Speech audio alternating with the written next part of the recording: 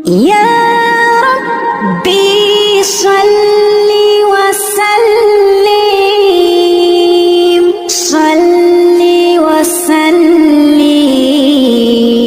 daiman abadan. Sampai akhirnya tatkala kemudian nyawa sampai menuju tenggorokan. Naik nyawa sampai kemudian menuju tenggorokan, barulah malaikat maut mencabut nyawa manusia itu. Tapi ingat, naik menurut hadis yang sahih, kalau nyawa sudah sampai di tenggorokan, maka pintu-pintu tobat telah ditutup. Menungsa pintu tobat diantaranya ditutupkan tatkala matahari terbit dari arah barat. Maksud dari matahari terbit dari arah barat, kalau seandainya suatu kali ada fenomena zaman di mana kemudian pada suatu saat pagi hari ternyata matahari terbitnya dari arah barat, nanti kemudian kembali ke tengah. Begitu kemudian terbit dari arah barat, laku tengah-tengah bumi, tengah-tengah langit. Begitu kemudian dia berjalan ke tengah-tengah langit, nanti kembali lagi ke barat, besoknya lagi seperti biasa. Kalau seandainya ada fenomena seperti itu, ini menjadi fenomena tanda termasuk bagian dari tanda besar hari kiamat, sekaligus tanda manusia yang hidup di zaman itu jika bertobat sudah tidak diterima. Nek ana fenomena seperti itu, karena disebutkan di dalam hadis yang sahih. Yang kedua, jika kemudian nyawa sudah sampai di tenggorokan, karena nyawa menungsa wis nang tekan tenggorokan, wis ora ditampa tobatnya oleh Allah Subhanahu wa taala. Naudzubillah summa naudzubillah. Dan berikutnya, hadis berikutnya adalah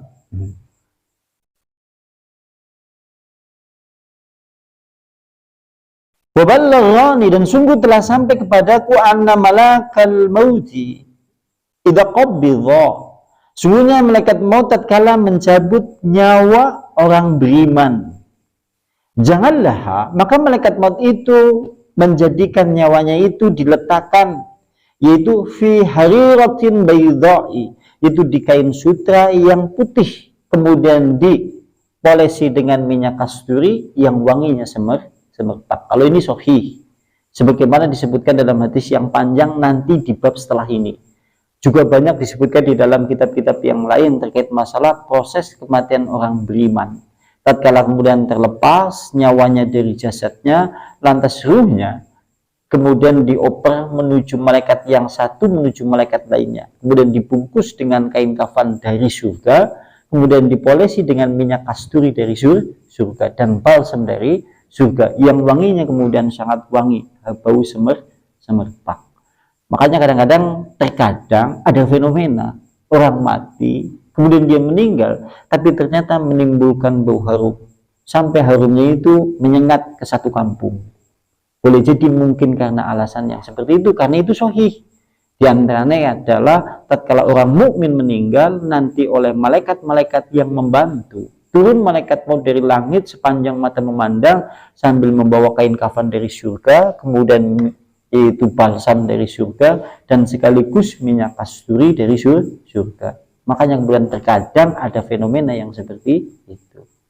Dan berikutnya, wa idza qabidha, dan apabila kemudian dia mencabut orang kafir, kalau malaikat maut mencabut ruhnya orang kafir, maka ia meletakkan fi haraqati syauda'i, di kemudian karung goni atau kain yang sangat hitam, yang kasar. Ini juga sahih di dalam hadis yang sahih juga. Nek begitu mencabut nyawa orang kafir, maka ruhnya itu diletakkan di karung goni. Bahasanya itu karung goni sing warnanya hitam kasar, yang dibawakan dari neraka. Itu betul sahih.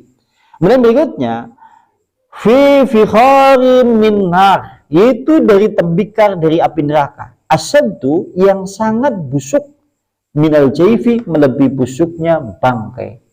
Baunya busuk menimbulkan, yaitu bau busuk melebihi bangkai. Makanya terkadang ada fenomena juga, ada orang meninggal tapi kemudian menyisakan bau yang sangat busuk. Terkadang seperti itu. Sebetulnya kalau kami mengamati, yang busuk bukan hanya sekedar itunya, karena permasalahan yang busuk adalah segala amalan perbuatan yang ia lakukan di dalam kehidupan dunia, sehingga memungkinkan ia membawa amalan-amalan yang keji yang memungkinkan itu menjadi sesuatu yang kotor di sisi Allah Subhanahu wa Ta'ala. Karena Allah adalah Maha Suci, Allah juga Maha yaitu sempurna dari segala sesuatu hal yang kemudian mengotori zatnya. Dan berikutnya,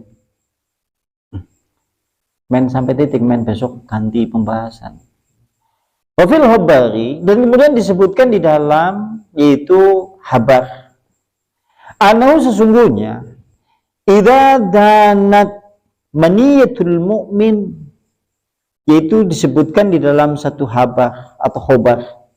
Sesungguhnya apabila telah dekat kematian seorang mukmin, jika kematian mukmin itu telah dekat, nuzila alaihi, nanti kemudian diturunkan kepada orang mukmin itu yaitu sejumlah 4 malaikat. Kalau menurut kitab ini, maka tatkala orang mukmin dekat kematiannya, maka malaikat kemudian turun 4. Kalimatnya seperti itu. Malaikat yang pertama diantaranya bertugas yujaddibu an-nafsa min qadamihi yumna.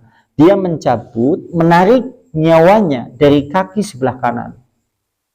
Kemudian jumlahnya 4, 1 menarik ruh atau nyawa bagian kaki sebelah kanan. Malaikat yang satunya menarik nyawanya atau ruhnya dari kaki sebelah kiri. Berarti 2. Kemudian berikutnya, wa nafsu tansilu insila al-qatrati minas siqai wa hum yujadibunaha. Lantas kemudian nyawanya itu akan keluar dari tubuhnya. Itu seperti sumpama aliran tetesan air dari pancuran yang deras atau lembut. Karena orang mukmin, perumpamaan ruhnya keluar dari tubuhnya seperti pancuran air yang mengalirkan air. Jadi seperti itu perumpamaannya. Artinya kemudian dia halus dalam kondisi yang seperti itu. Sebagaimana saya dulu pernah menyampaikan kepada jenengan, kalau di kitab yang lain, kena wong mukmin meninggal kayak seperti sehelai rambut yang ada di tepung. Kayak tepung, adonan tepung, kayak kadang-kadang nek sampean duwe bojo. Bojone sampean kadang-kadang kemudian kan membuat adonan tepung. Nuju-nuju ana rambut sing tiba mengono. Sampean kalau suatu saat mengambil rambut di atas adonan tepung itu kan kepenak. Kayak seumpama gambaran orang mukmin dicabut nyawanya oleh malaikat. Tapi kalau orang kafir, kayak seumpama rambut di tengah-tengah adonan tepung yang sudah jadi gedang goreng, tempe ataupun yang lain-lain. Sampean suatu saat mangan gedang goreng, ana rambut di tengah-tengah. Nyebutkan pedil, kotek mending cokot pedil nang sebelah kene dan yang lain-lain. Gambarannya seperti itu kalau di kitab lain. Wallahu a'lam bishawab. Dan berikutnya, lantas kemudian yujadibuna, lantas keempat malaikat itu nanti akan menarik bersama-sama mulai dari ujung-ujung jari-jari, yaitu ujung-ujung jari. Jadi nanti kemudian malaikat 4 itu menarik nyawanya mulai dari ujung-ujung jari.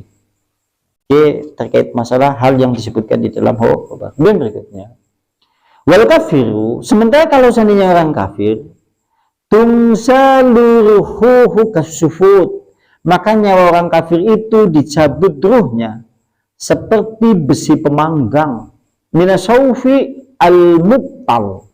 Itu kalau orang kafir dicabut nyawanya seperti dicabutnya besi pemanggang yang kemudian diletakkan di kain wol yang tergulung, lantas kemudian ditarik paksa. Sampai nyekel besi pemanggang, sok nanang kain wol kemudian digulung-gulung, lantas kemudian jenengan tarik paksa. Nah, kira-kira apa yang terjadi kepada kain wol tersebut? Seumpama seperti, makanya kalau dalam bab sebelumnya, seumpama seperti kayak binatang yang dikuliti dalam keadaan hidup. Naudzubillah, summa naudzubillah.